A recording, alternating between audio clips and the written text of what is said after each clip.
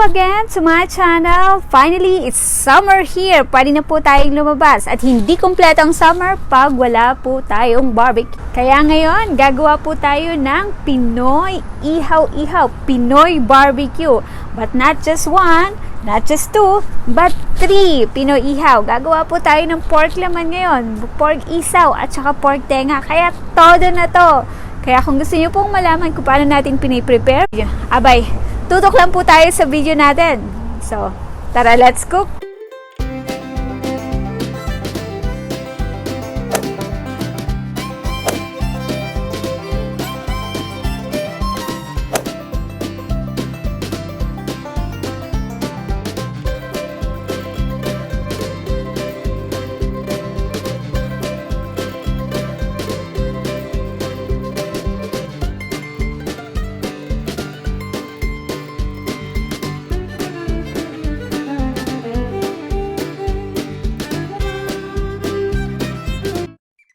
Hiwain lang natin yung pork butt ng manipis tulad nito.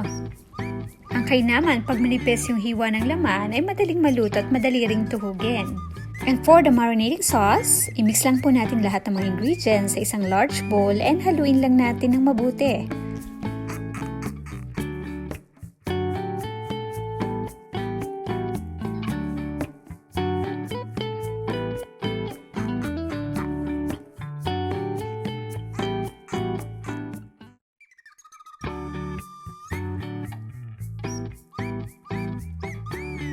You can also use a lemon or vinegar instead of calamansi.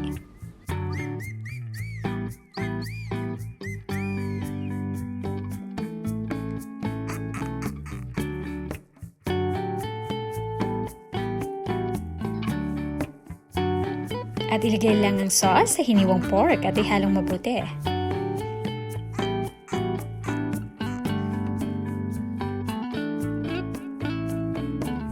Lagyan lang natin ng cover, then ilagay sa fridge and ibabad overnight para mas lalong kumapit yung lasa. Ituhog na natin gamit ang barbecue sticks. Mag-iingat lang para hindi matusok. Mas maganda kung mag-gloves kayo. Maglagay ng 5 hanggang 6 na pirasong hiwa sa isang stick. Pero syempre, the more the merrier din, ika nga, lalo na kung panghandaan. Ituloy lang ang proseso.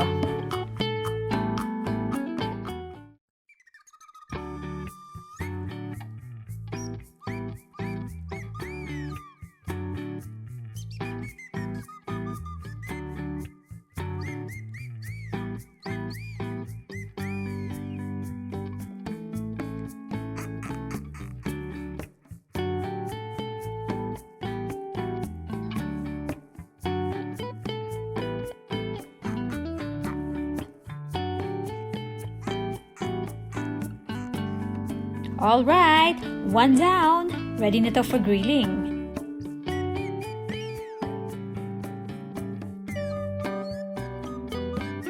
Next, ipiprepare naman natin yung pork ears. Ngayon naman, simulan natin sa tamang paglilinis ng tenga ng baboy. Mas matrabaho lang ang paggawa ng tenga, lalo na ang isaw, pero sulit naman talaga ang pagod sa sobrang sarap nito. Siguraduhin lamang na tanggalin yung mga unwanted skin sa loob at labas ng tenga.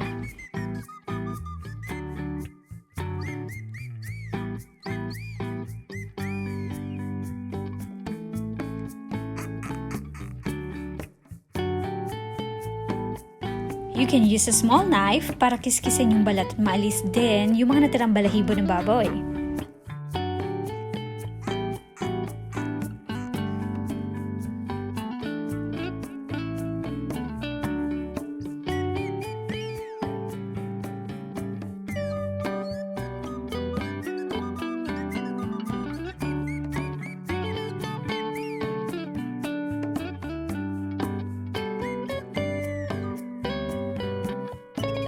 Hugasan ng maraming beses hanggang sa malinaw na ang tubig. At pag ready na, kumuha ng malalim at may kalakihang pot. Lagyan ng sapat na tubig at ilagay ang mga tenga. Make sure na nakalubog ito sa tubig. Lagyan ng buong paminta and bay leaf o yung laurel. Pati na rin asin, makakatulong ito para maalis yung amoy.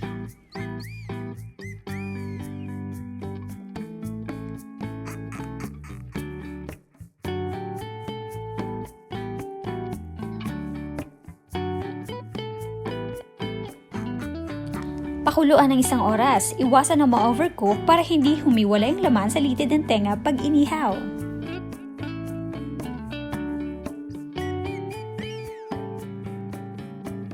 Habang pinapakuluan, lagyan ng konting suka.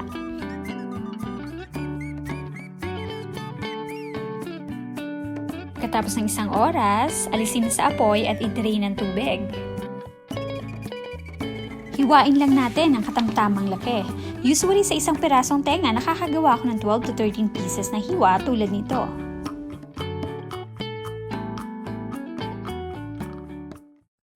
Then same process, kuha lang tayo ng big bowl at lagyan natin ng marinating sauce na ginawa natin. At pagkatapos, ibabad lang natin ulit overnight. Pwede rin naman kahit 3 to 4 hours lang natin ibabad, pero mas matagal, mas malasa. Yung iba, after maluto, diretso na nila iihawin at i-baste na lang sa griller. Pwede din naman. Pero tested ko na talaga yung ganitong process and very satisfied talaga ako sa result. After mababad, ituhog lang natin. Pwede tayong maglagay ng 4 to 5 pieces sa isang stick depende sa laki ng hiwa.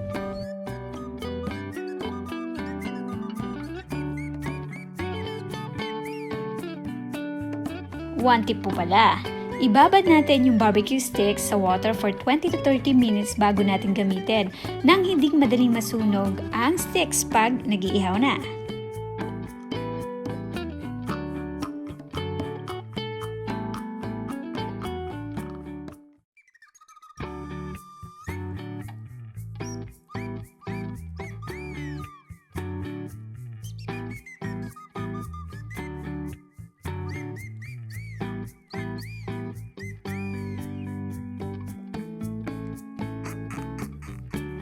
Yan, ready na din yung tenga. Sabay-sabay na natin silang iihawin mamaya. And for the pork intestine or isaw, kami ang nagtatanong kung paano ko ba nililinis at niluluto yung isaw ng walang amoy. So, para po sa inyo to.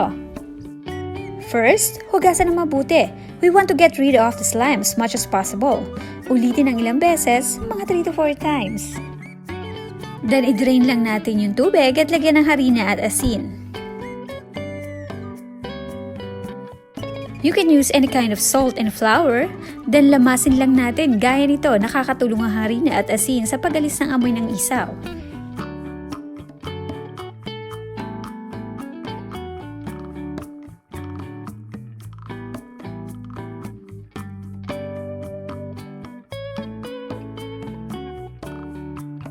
Paalala lang, kung magluluto kayo ng isaw, tiyagain nyo talaga ang paglilinis para sulit talaga ang sarap pag niluto.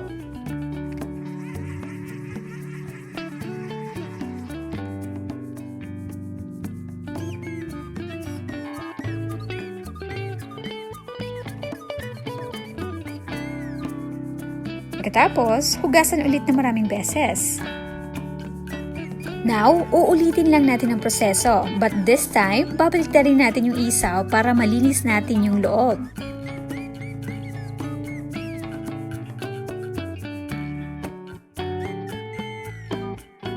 Mag-umpisa sa malaking butas para mas madali nating maibaliktad yung isaw.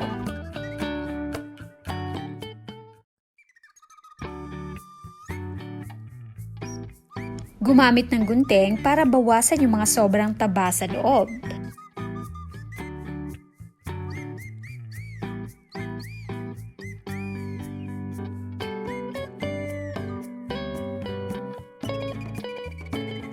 Then i-drain at lagyan ulit ng harina.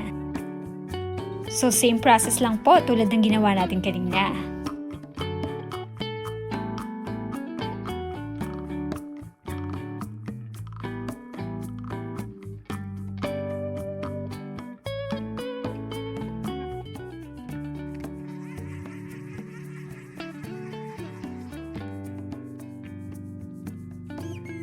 Then, baliktarin ulit yung isaw at hugasan ulit mabuti.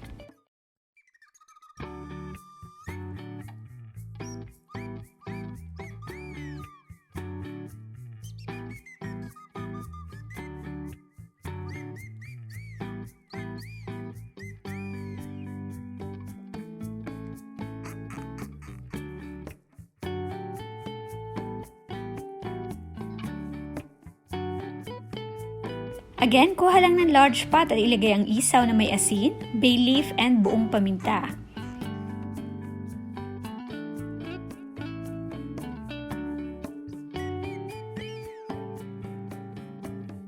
Pakuluan ng 1 oras at kalahati or hanggang sa lumambot yung isaw.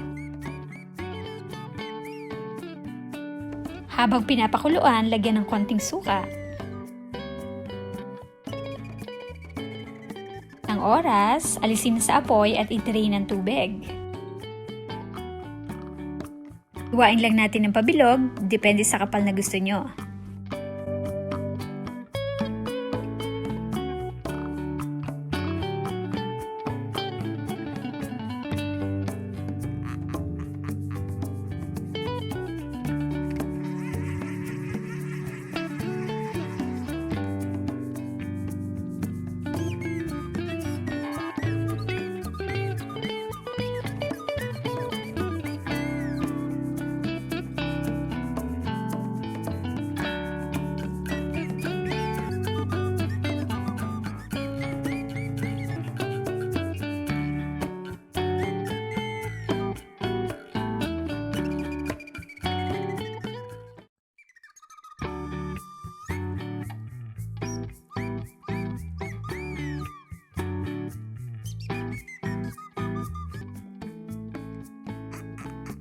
Abay, ready na din ang isaw. Ano pa hinihintay natin? It's grilling time!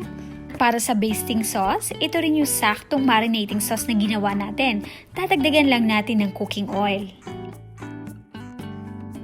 Kahit anong klaseng ihawan na meron kayo, gamitin na yan! Pero ngayon, gagamit ako ng smokeless grill. Kaya kahit winter, na-enjoy ko mag-ihaw sa loob ng bahay. Ihawin lang natin mga 3 minutes each side hanggang sa makuha natin yung gusto nating pagkakaluto.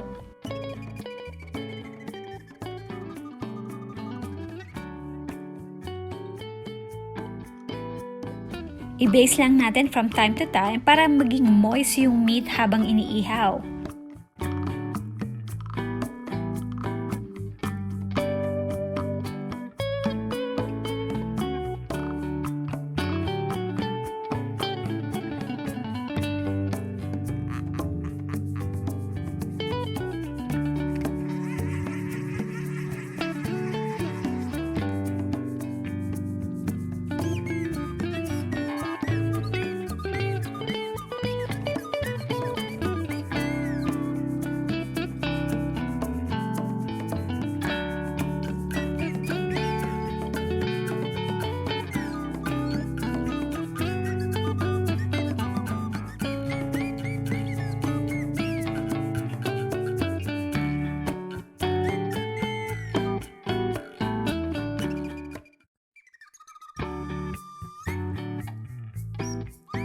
Then, iserve na natin habang mainit pa. At syempre, huwag kalilimutan ang spicy vinegar na sausawan.